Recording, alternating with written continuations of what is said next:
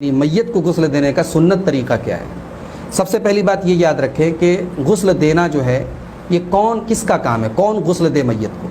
तो कोई भी जो गुस्ल का तरीका जानता हो वो गुस्ल दे सकता है मैयत को, लेकिन अफजल ये है कि जो लोग सुन्नत तरीका जानते हों और मैयत के घर वालों में से हों वो गुस्ल दें। अल्लाह के प्यारे रसूल सल्लल्लाहु अलैहि वसल्लम का जब इंतकाल हुआ तो आपको गुस्ल किसने दिया? सैयदना अली मुर्तज़ा रज़ी अल्लाह तआला ने गुस्ल दिया, जैसा कि इब्न माजा की 1467 नंबर की सही रिवायत से साबित है। यहाँ ये बात याद रखें कि मर्दों को मर्द गुस्ल देगा, औरतों को औरत गुस्ल देगी, लेकिन हाँ मियाँ बीवी एक दूसरे को गुस्ल दे सकते हैं। उसकी दलील क्या है? अम्मा आयशा रज़ी अल्लाह तआला अन्हा कहती हैं, लौ कुन्तु इस्तक़बलतु मिन अम्री मस्तदबरतु, जो बात मुझे बाद में मालूम हुई अगर पहले मालूम हुई होती, मा गस्सलन नबी सल्लल्लाहु अलैहि वसल्लम गैरु निसाइही, तो नबी सल्लल्लाहु अलैहि वसल्लम को गुस्ल आपकी बीवियों ने दिया होता। ये अबू दाऊद की 3141 और इब्न माजा की 1464 नंबर की सही रिवायत है। इसी तरीके से अम्मा आयशा एक दूसरी हदीस में कहती हैं कि अल्लाह के रसूल सल्लल्लाहु अलैहि वसल्लम एक मरतबा बकी के कब्रस्तान में एक जनाजे में शामिल होने के बाद आए, व अना अजीदु सुदाअन फी रासी, उस वक्त मेरे सर में दर्द हो रहा था। वो अकूल वा रासाहु, और मैं कह रही थी कि हाय मेरा सर। फ़क़ाल बल वा रासाहु, तो अल्लाह के रसूल ने फरमाया कि मेरा सर भी दुख रहा है। फिर आप सल्लल्लाहु अलैहि वसल्लम फरमाया, मा ज़र्रकी लौ मुत्ति क़ब्ली फ़ग़स्सलतुकी व कफ़नतुकी सुम्मा सल्लैतु अलैकी व दफ़नतुकी। ऐ आयशा, क्या हरज है अगर तुम्हारा इंतकाल मुझसे पहले हो गया तो मैं तुम्हें गुस्ल दूंगा और मैं तुम्हें कफनाऊंगा और फिर मैं तुम्हारी जनाजे की नमाज़ पढ़ाऊंगा और मैं तुम्हें दफनाऊंगा। ये इब्न माजा की 1465 और मुस्नद अहमद की 25113 नंबर की सही रिवायत है। तो इससे मालूम हुआ कि ज़ौजैन मियाँ बीवी एक दूसरे को कफना भी सकते हैं, गुस्ल भी दे सकते हैं। हमारे यहाँ उमूमन जो है ख़ास तौर से अगर औरत का जनाजा हो तो इंतकाल होते ही शौहर को देखना हराम है, उसके करीब जाना हराम है। इस किस्म की बातें हमारे यहाँ राइज हैं। याद रखें कि सुन्नत से इसका कोई सबूत नहीं मिलता, ये जहालत की बात है। शौहर जब गुस्ल दे सकता है तो उसको छूना या उसको देखना मैयत को उसके लिए जायज़ है, वो हराम नहीं है। अब आइए मैयत को नहलाने का तरीका शुरू करते हैं। सबसे पहला जो है मसला ये याद रखें कि जब हम मैयत को गुस्ल देंगे तो उसके बदन से कपड़े उतार लेंगे। अगर आसानी से कपड़े उतर जाएं तो ठीक हैं, वरना कैंची से उसके कपड़े को काट लिया जाएगा। लेकिन कपड़े उतारने के बाद उसका जो शर्मगाह का हिस्सा है, जो उसका सतर है, नाफ से लेकर के घुटने तक के हिस्सा, उतने हिस्से के ऊपर हम कोई मोटा कपड़ा रख देंगे। मोटा कपड़ा मैं इसलिए कह रहा हूँ कि अगर बारीक कपड़ा रखेंगे तो नहलाने के टाइम हो सकता है कि आज़ा झलकने लगे, शर्मगाह नज़र आने लगे। ऐसा कपड़ा रखें कि जो ट्रांसपेरेंट ना हो, शर्मगाह वगैरह नज़र ना आए। जैसे ज़िंदगी में किसी मर्द की शर्मगाह को देखना जायज़ नहीं है, किसी औरत की शर्मगाह को देखना जायज़ नहीं है, तो मौत के बाद भी वो चीज़ बरकरार है, उसको हम ढाके रखेंगे। अगर औरत की मैयत है उसके साथ भी यही मसला है, उसके बदन से भी कपड़ा उतारा जाएगा और उसका भी नाफ से लेकर के घुटने तक का हिस्सा जो औरत गुस्ल देगी वो उसको ढाके रखेगी, कवर रखेगी। गुस्ल देने वाला अपने हाथ में कोई दस्ताना पहन ले या कोई कपड़ा वगैरह ले ले, और सबसे पहले जैसे हम ज़िंदगी में गुस्ल करते हैं तो सबसे पहले हम क्या करते हैं, गुस्ल जनाबत के टाइम अपनी शर्मगाह को साफ़ करते हैं। तो मैयत की शर्मगाह को साफ़ किया जाए। चूँकि इंसान कभी कभी जब मरता है तो उसके पेशाब के कुछ कतरे हो सकता है या पाखाने के रास्ते में कुछ गंदगी रह गई हो, तो उसको थोड़ा सा हल्का सा उसके पेट को पुश कर दिया जाए। अगर ज़रूरत पड़े तो उसको थोड़ा सा बिठा करके इस तरीके से पुश किया जाए कि अगर उसके पेट में कोई हिस्सा हो तो उसके पेशाब और पाखाने के रास्ते से खारिज हो जाए और उसको जो है साफ़ कर लिया जाए। ये सबसे पहला काम गुस्ल के दौरान हम करेंगे। फिर जो है जो गुस्ल देने वाला है वो नियत करेगा।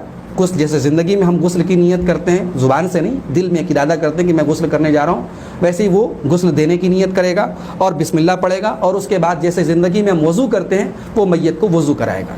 लेकिन ज़ाहिर है जब हम ज़िंदगी में वज़ू करते हैं तो कुल्ली करते हैं, नाक में पानी डालते हैं। मैयत को हम कुल्ली नहीं कराएंगे, उसके बदन के अंदर पानी नहीं डालना है, उसकी नाक के अंदर पानी नहीं डालना है, बल्कि उंगली से या किसी कपड़े वगैरह से या किसी कॉटन वगैरह से बस उसके मुंह के अंदर हाथ फेर देना है, उसकी नाक के अंदर हाथ फेर देना है। बाकी जो वज़ू का तरीका है वो सेम रहेगा। फिर उसके बाद हम मैयत को गुस्ल देना शुरू करेंगे। जब हम गुस्ल देना शुरू करेंगे, जैसे हमने वज़ू करा लिया, वज़ू कराने के बाद हम सर को अच्छी तरीके से, सर के बालों को धुलेंगे। अगर मर्द का जनाजा है, मर्द मैयत है, तो उसकी दाढ़ी वगैरह के बालों को भी अच्छी तरीके से धुलेंगे, चेहरे को भी अच्छी तरीके से धुलेंगे। फिर उसके बदन के जो राइट साइड के दाहिनी तरफ के जो आज़ा हैं उनको हम धुलेंगे। اللہ کے رسول صلی اللہ علیہ وسلم نے حضرت ام عطیہ سے کہا، جب وہ حضرت زینب، اللہ کے رسول صلی اللہ علیہ وسلم کی صاحبزادی حضرت زینب کا انتقال ہوا تو ان کو غسل دے رہی تھی حضرت ام عطیہ، تو اللہ کے رسول صلی اللہ علیہ وسلم فرمایا ابدأن بمیامنها ومواضع الوضوء منها، اس کے داہنی طرف سے شروع کرو اور وضو کے اعضاء سے شروع کرو۔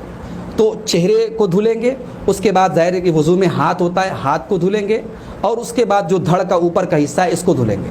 اگر ہم چاہیں تو سر سے لے کر کے پیر تک کا سارا داہنے طرف کا حصہ پہلے دھل لیں، پھر بائیں طرف کا دھلیں، اور چاہیں تو پہلے چہرے اور سر کو دھلنے کے بعد پہلے ہاتھ داہنی طرف کا اور داہنی طرف کا دھڑ دھل لیں، پہلے آگے کا دھل لیں، پھر پلٹ کر کے پیچھے کا دھل لیں، پھر بائیں سائڈ کا ہاتھ دھل لیں اور بائیں سائڈ کا سینے کا اور پیٹ وغیرہ کا حصہ دھل لیں، پھر پلٹ کر کے پیچھے پیٹھ کا حصہ دھل لیں، اور چاہیں تو داہنی طرف کا اوپر کا دھڑ کے ساتھ ساتھ داہنی طرف کا پیر بھی آگے پیچھے کا دھل لیں، پھر بائیں طرف کا اوپر کا حصہ اور ساتھ میں بایاں پیر، دونوں کی گنجائش موجود ہے، دونوں طریقہ صحیح ہے۔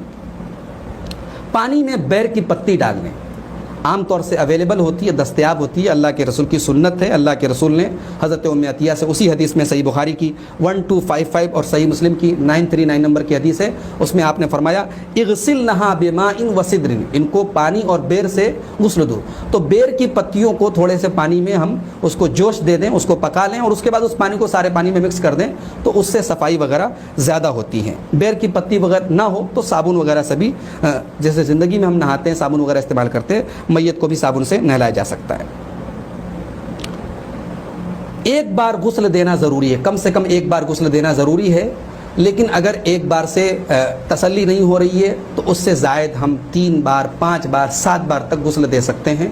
طاق عدد میں دیا جائے، یعنی ایک بار میں اگر نہیں ہوا تو 2 بار اور دے دیا جائے، 3 بار میں اگر نہیں ہوا تو 2 بار اور کر کے 5 بار کر دیا جائے، طاق عدد میں غسل دیا جائے تو یہ زیادہ بہتر ہے۔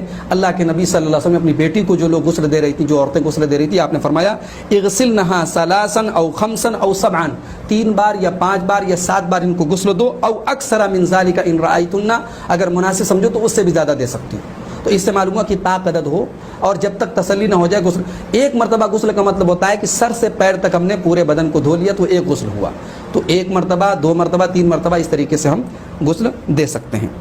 آخری مرتبہ جب ہم غسل دیں گے تو پانی میں ہم کافور ملا لیں گے۔ اللہ کے رسول صلی اللہ علیہ وسلم فرمایا وَجْعَلْنَا فِي الْآخِرَةِ كَافُورًا، آخری بار جب غسل دو تو کافور ملا لو۔